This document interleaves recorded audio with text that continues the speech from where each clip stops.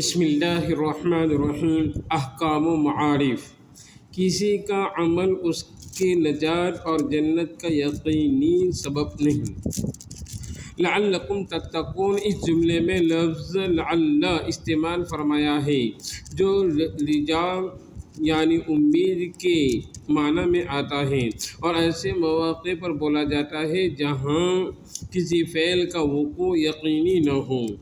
حکم ایمان و توحید کے نتیجے میں نجات اور جنت کا حصول وعدہ اہلیہ کے مطابق یقینی ہے، مگر اس یقینی شے کو امید و رجا کے عنوان سے بیان کرنے میں حکمت یہ بتلانا ہے کہ انسان کا کوئی عمل اپنی ذات میں نجات و جنت کی قیمت نہیں بن سکتا، بلکہ فضل خداوندی اس کا اصل سبب ہے۔ ایمان و عمل کی توفیق ہونا اس فضل خداوندی کی علامت ہے، علت نہیں۔ عقیدہ توحید ہی دنیا میں امن و امان اور سکون و اطمینان کا ضامن ہے۔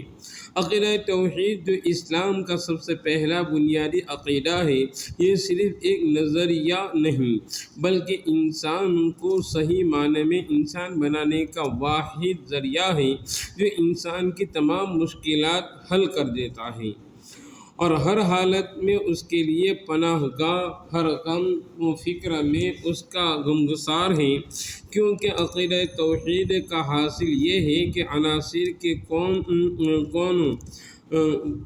و فساد اور ان کے سارے تغیرات صرف ایک ہی ہستی کی مشیت کے تابع اور اس کی حکمت کے مظاہر ہیں۔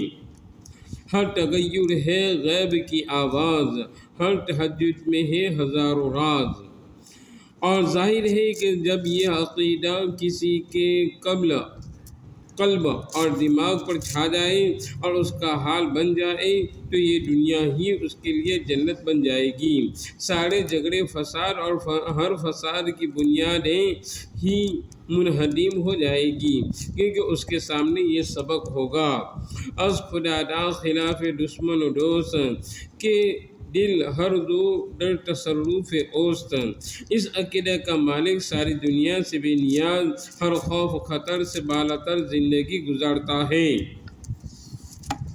اس کا حال یہ ہوتا ہے: موحد چہ برپائے ریزی زرس، چہ فلاں و ہندی نہیں بل سرس، امید و ہر اسس نہ باشد ز کس، ہمیں است بنیاد توحید و بست۔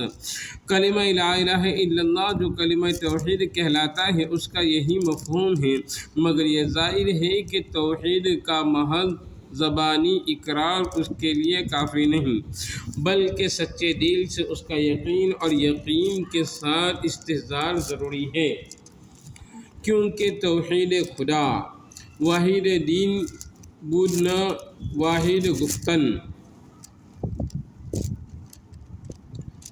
کلمہ لا الہ الا اللہ پڑھنے والے تو آج دنیا میں کروڑوں ہیں، اور اتنے ہیں کہ کسی زمانے میں اتنے نہیں ہوئے، لیکن عام طور پر یہ صرف زبانی جمع خرچ ہیں۔ توحید کا رنگ ان میں رچا نہیں، ورنہ ان کا بھی وہی حال ہوتا جو پہلے بزرگوں کا تھا کہ نہ کوئی بڑی سے بڑی قوت طاقت ان کو مرغوب کر سکتی تھی، اور نہ کسی قوم کی عدیم اکثریت ان پر اثر انداز ہو سکتی تھی، نہ کوئی بڑی سے بڑی دولت اور سلطنت ان کے قلوب کو خلاف حق اپنی طرف جھکا سکتی تھی۔ ایک پیغمبر کھڑا ہو کر ساری دنیا کو للکار کر کہہ دیتا تھا کہ تم میرا کچھ نہیں بگاڑ سکتے، ثم کیدونی فلا تنظرون۔ انبیاء کے بعد صحابہ و تابعین جو تھوڑی سی مدت میں دنیا پر چھا گئی، ان کی طاقت و قوت اسی حقیقی توحید میں مضمر تھی۔ اللہ تعالی ہمیں اور سب مسلمانوں کو یہ دولت نصیب فرمائے۔